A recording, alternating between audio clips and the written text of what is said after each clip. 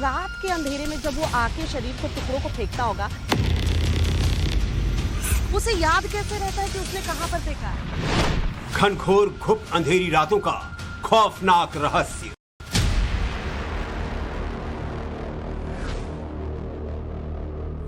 उसे किसी तरीके का कोई भय, कोई डर नहीं था। उसे बॉडी पार्ट्स को ऐसे जगह ठिकाने लगाना था जिससे वो पकड़ा न जा सके।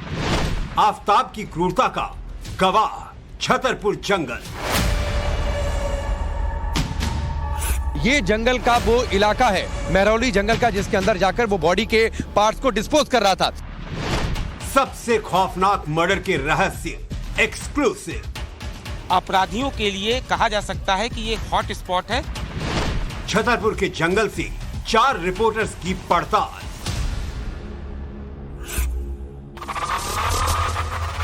हो सकता है ये पुलिस को गुमराह कर रहा हो। इसमें बहुत बड़ा योगदान है कि कैसे लाश के टुकड़ों को छिपाया जाए, इसीलिए उसने इस जगह को चुना जहां पे ना कोई आता है ना जाता है। टाइम्स नाउ नव भारत की निर्भीक रिपोर्टिंग।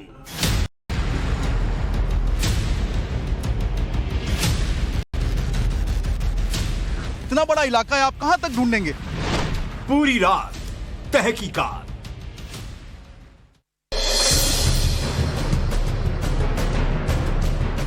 एक ऐसी हत्या जिसकी दहशत पूरी दिल्ली महसूस कर रही है। आधी रात के बाद जाग उठती थी एक दरिंदे आशिक की दरिंदगी, जिसने अपनी ही गर्लफ्रेंड का कत्ल करके उसके 35 टुकड़े कर दिए। देश की राजधानी दिल्ली और दिल्ली के व्यस्त इलाकों में से एक छतरपुर महरौली इन दिनों सुर्खियों में है। सुर्खियों की वजह है श्रद्धा मर्डर केस। जी हाँ, श्रद्धा के मर्डर की कहानी जिसने भी सुनी उसके जहन में कई सवाल आए, जिसमें से एक ये कि क्या कोई आशिक इतना सनकी, इतना बेदर्द और इतना दरिंदा हो सकता है कि न सिर्फ वो अपनी लिव इन पार्टनर की हत्या कर दे, बल्कि उसके शरीर 35 टुकड़े करके उस टुकड़ों के साथ उसी कमरे में रहे और धीरे धीरे उन टुकड़ों को ठिकाने लगाता रहे।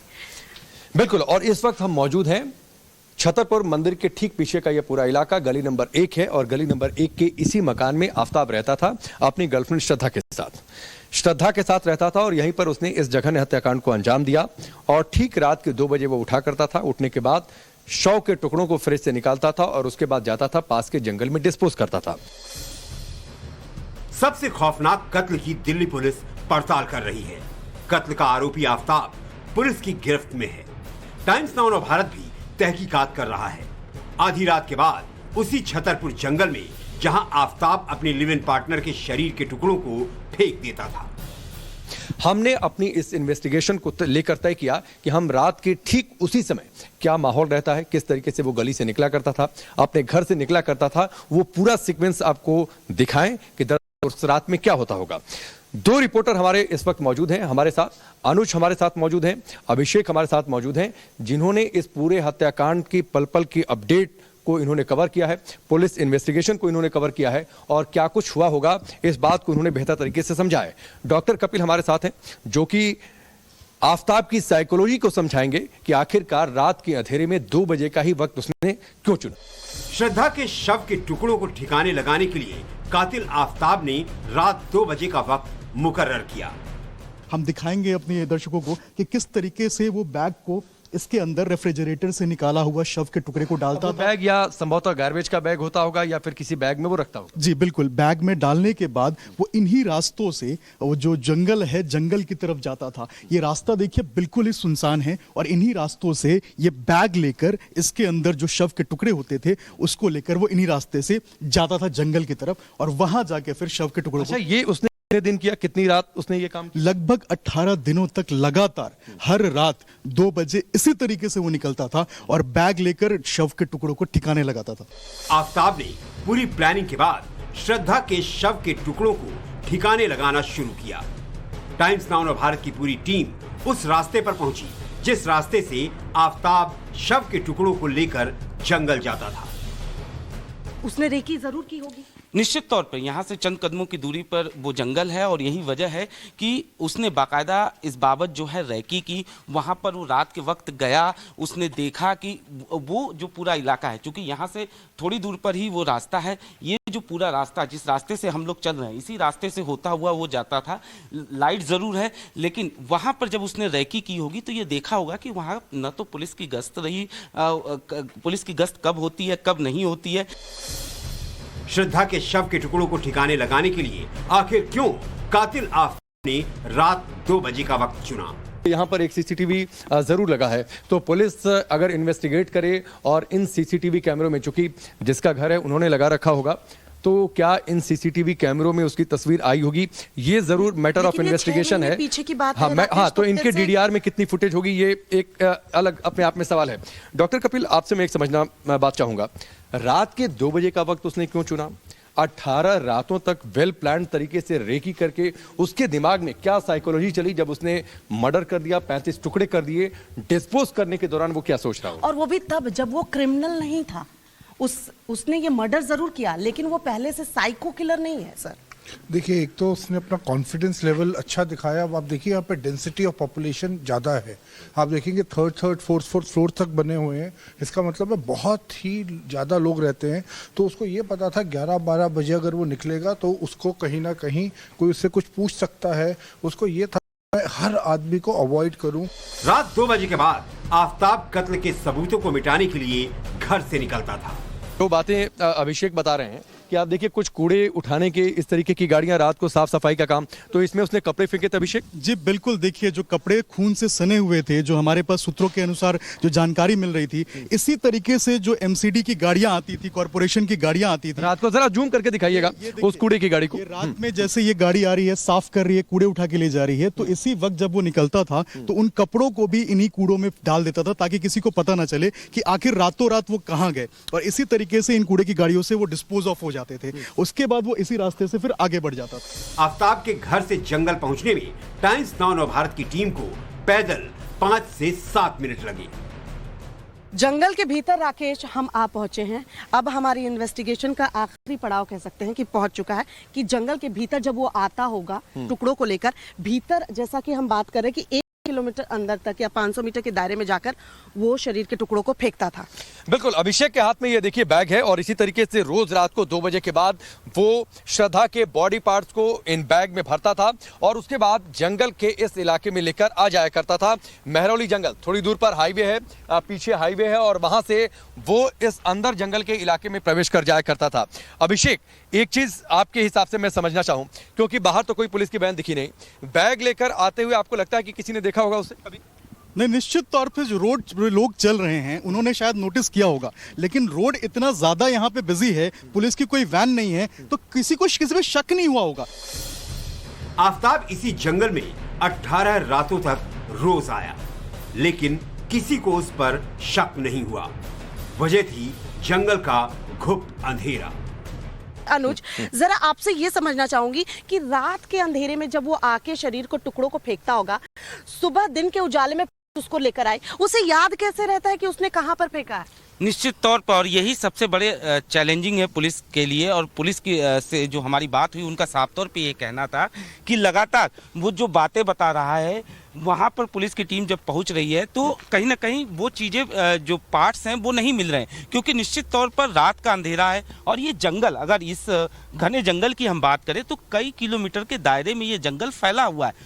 आप तस्वीरों में देखा जा सकता है कि कितना खौफनाक ये जंगल है।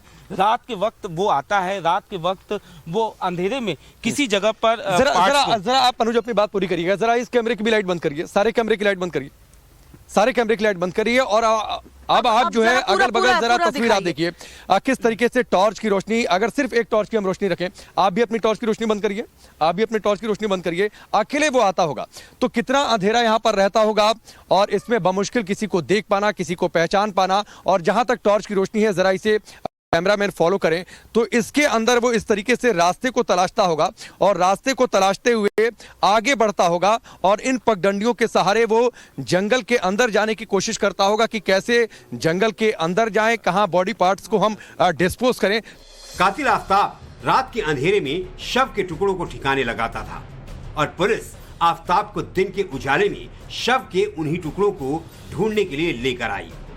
कत्ल को अंजाम देने के बाद खुद को बचाने का उससे यही एक रास्ता नजर आया, छतरपुर का जंगल। डॉक्टर कपिल जी, जरा सर एक बात समझाइए कि रात के अंधेरे में जंगल के इस हिस्से में आना और उसके बाद एक टॉर्च के सहारे, क्या वाकई वो इतना उसका कलेजा मजबूत था, या फिर जो गुनाह उसने किया था उस गुनाह को छिपाने का उसका जज्बा जो इस जंगल में आने पर उसे मजबूर कर रहा था? नहीं, बिल्कुल उसमें एक जो जुनून था, एक जो डेस्परेशन थी कि उसकी बॉडी पार्ट्स को मैं खुद ही देख रहा हूँ, इतना अंधेरा है, पिच डार्क है, आप भी कहीं से निकल सकता है, हमें कुछ जानवरों की आवाज भी आई है, और उसमें एक आदमी अकेला जिसके पास शायद एक टॉर्च हो, बैग हो, तो ये उसके लिए भी आसान नहीं था। और ये शायद हाँ, पर ये उसके लिए आसान बिल्कुल नहीं था कि अपने आप के अंदर ये करेज लाना। उसने अपने आप को बहुत कन्विंस किया होगा कि यही एक सेफ इलाका है उसके लिए जहाँ पे डिस्पोज ऑफ कर सकता है अपनी जान बचाने के लिए। बट ये बिल्कुल ही, अगर आप देखें, क्योंकि वो बाहर भी फेंक सकता था शुरू में, पर उसने नहीं फेंका। इसका मतलब है वो पूरा टाइम अपने आप को हर हिसाब से प्रोटेक्ट करने की कोशिश कर रहा था। आफताब ने बेहद शातिराना तरीके से टेक्नोलॉजी का सहारा लेकर कत्ल के निशान मिटाने की कोशिश की, लेकिन कामयाब नहीं हुआ और वो पकड़ा गया। कैसे उसे याद रहता होगा कि उसने कहाँ बॉडी के पार्ट्स फेंके हैं? देखिए, निश्चित रूप से ये शातिराना दिमाग उसको ट्रेनिंग दे रहा था। जो गूगल पे जो हमारे सोर्स बता रहे हैं कि वो हर चीज टाइप करता था कि बॉडी को डिकम्पोज कैसे खून के धब्बों को साफ करें। इसके अलावा जो उसने सीरीज देखी थी, इसमें बहुत बड़ा योगदान है कि कैसे लाश के टुकड़ों को छिपाया जाए। इसीलिए उसने इस जगह को चुना जहां पे ना कोई आता है ना जाता है, ना ही किसी को इस पे शक होगा, क्योंकि इतना बड़ा इलाका है, आप कहां तक ढूंढेंगे। दिल्ली पुलिस को इस बात पे चुनौती भी मिल रही है, क्योंकि इतना बड़ा जंगल है, कहां तक वो सर्च करेंगे। और बार बार वो दिल्ली पुलिस को बरगला रहा है, अलग अलग लोकेशंस बता रहा है। टाइम्स नाउ और भारत की टीम जंगल के काफी अंदर तक दाखिल हो चुकी थी। कुछ अजीबोगरीब आवाजें भी सुनाई दी जो रात के अंधेरे के खौफ को और बढ़ा रही थी।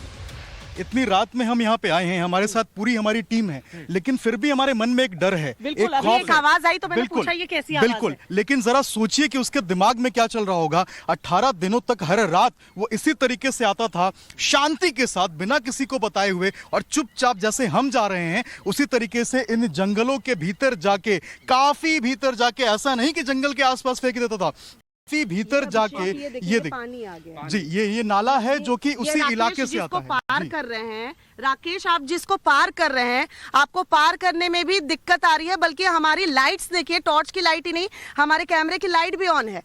कैसे डॉक्टर कपिल देख रहे रास्ता? ये तो मुझे, देखिए, मैं आपको अभी भी, मुझे तो बहुत ताज्जुब हो रहा है कि वो क्या पुलिस को वाकई में ये सच बता रहा है कि वो 2 बजे आता था, कि एग्जैक्टली कि ये वाकई में 2 बजे रात को आता था, या सुबह आता था, अर्ली मॉर्निंग 4 बजे आता था, 5 बजे आता था, क्योंकि गर्मियों का महीना था। क्योंकि इस टाइम पे ऐसे इलाके में आना मेरे ख्याल से मुमकिन नहीं है। श्रद्धा मर्डर की पड़ताल करने वाली दिल्ली पुलिस कातिल आफताब की निशानदेही पर जंगल छान रही है। उसी जंगल में टाइम्स नाउ और भारत की टीम भी तहकीकात कर रही है, लेकिन जंगल के बीच पहुंचने पर कहीं न कहीं एक संदेह का जन्म होता है कि आफताब कहीं झूठ तो नहीं बोल रहा है कि आगे अभी और है जहां पुलिस सुबह लेकर गई थी। जी बिल्कुल, यहाँ से करीब हम अब 200 से 300 मीटर अंदर जाएंगे, तब वो घना इलाका शुरू होता है जहाँ रास्ते भी नहीं है, पूरी तरह से झाड़ियाँ हैं। ऐसे इलाके में वो रात के वक्त गया, उसने बॉडी के पार्ट्स को फेंका, ये अपने आप में एक बड़ी बात है। टाइम्स नाउ और भारत की टीम ने पहले दिन के उजाले में, फिर रात के अंधेरे में तहकीकात की और इस नतीजे पर पहुंची कि आफताब पुलिस को बरगलाने की कोशिश कर रहा है। एक बात, हम सुबह भी यहाँ पे आए थे, तो ऐसे हिसाब से हमें उस वक्त क्या महसूस हुआ, अभी क्या महसूस बिल्कुल हो रहा है? बिल्कुल, देखिए मैं वही बता रहा हूँ। सुबह जब हम आए थे हमें रास्ता क्लियर दिख रहा था, हमें रास्ता याद था, लेकिन अब हम रास्ता भूल चुके हैं। हम सुबह किस रास्ते से आए थे, अभी हम उस रास्ते पे नहीं हैं। तो ऐसे में ये जो जांच चल रही है, ये जो बरगलाने की कोशिश आफताब कर रहा है, ये कैसे पॉसिबल है कि वो एग्जैक्ट लोकेशन बता दे कहाँ उसने लाश के टुकड़ों को फेंका था। अब देखिए, हम सुबह आए थे, हमारी पूरी टीम आई थी, लेकिन अब किसी को भी याद नहीं कि हम किस रास्ते से गए थे, किस रास्ते से अंदर आए थे। अब लेकिन जो 18 दिन वो लगातार आता था, ऐसे में उसके दिमाग को समझिए कि अब वो किस तरीके से पुलिस को गुमराह कर रहा है कि मैंने लाश के टुकड़ों को कहां कहां छुपाया हुआ है। टाइम्स नाउ और भारत की टीम ने दिन के उजाले में जिस रास्ते को देखा, वो रास्ता रात के अंधेरे में गुम हो गया और हमारी टीम भटक गई। काफी देर भटकने के बाद टीम को सही रास्ता मिला। कुछ देर गलत रास्ते पर भटकने के बाद टाइम्स नाउ नवभारत की टीम जंगल में काफी अंदर तक दाखिल हो चुकी थी और फिर हम सही रास्ते पर पहुंच गए।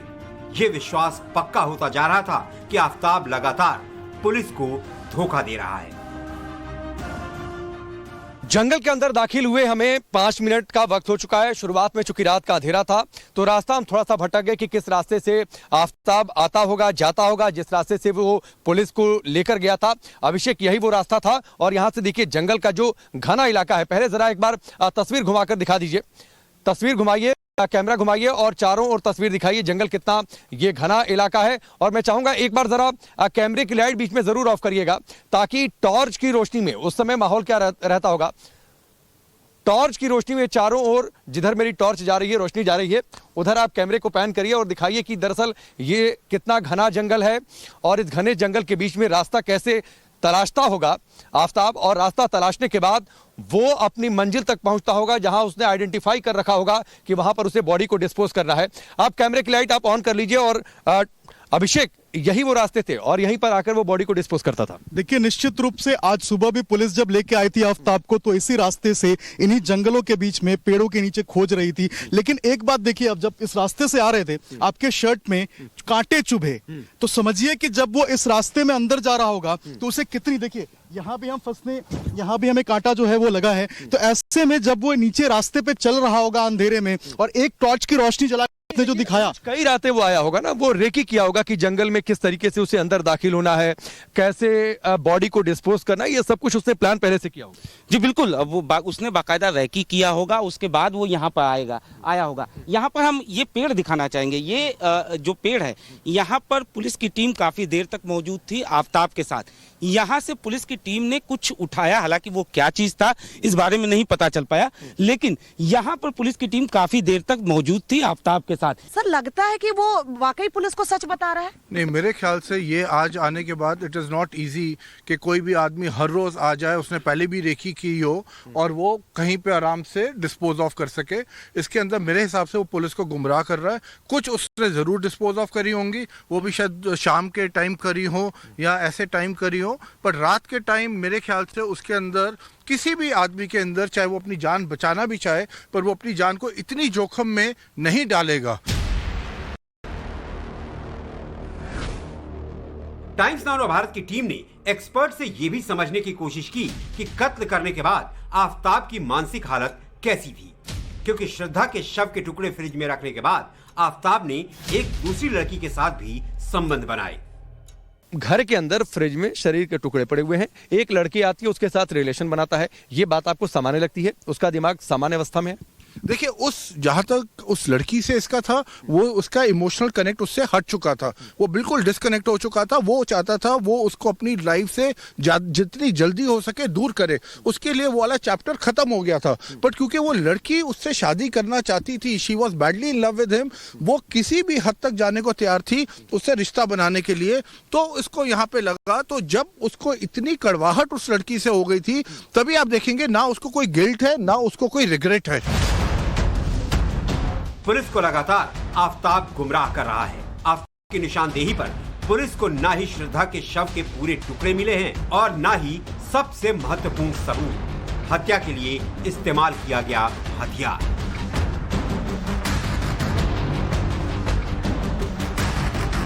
पुलिस एक और एंगल जो है उस पर इन्वेस्टिगेट कर रही है, एक और चीज खोज रही है जो बहुत इंपॉर्टेंट है, वो है औजार, वेपन जिससे मर्डर किया गया। क्योंकि पुलिस के पास इकलौता वो क्लू है, अगर वो मिल जाए तो अपने केस को स्ट्रांग बना देगी। क्योंकि अभी तक आफताब कुछ सच्चाई नहीं बता रहा, हमेशा पुलिस को गुमराह कर रहा है। पहले बताया कि श्रद्धा के साथ मेरी लड़ाई हुई, वो घर छोड़ के भाग गई। फिर उसने बताया कि yes I killed her, attempt किया उसने। लेकिन पुलिस के सामने दिया गया बयान कोर्ट में मान्य नहीं होता है। अनुज, अभी तक जो भी एविडेंस मिले हैं, जब तक डीएनए सैंपल मैच नहीं कर जाते तब तक अगर देखें तो पुलिस के हाथ खाली हैं और पुलिस की जांच जो है आफताब के स्टेटमेंट के इर्द गिर्द ही घूम रही है। कोई और एंगल आप तलाश ही नहीं रहे। हो सकता है वो कोर्ट में ये कह दे मनगढ़ंत कहानियां हैं, मोबाइल भी श्रद्धा नहीं है और वो उसने श्रद्धा को जिंदा रखा सोशल साइट्स पर।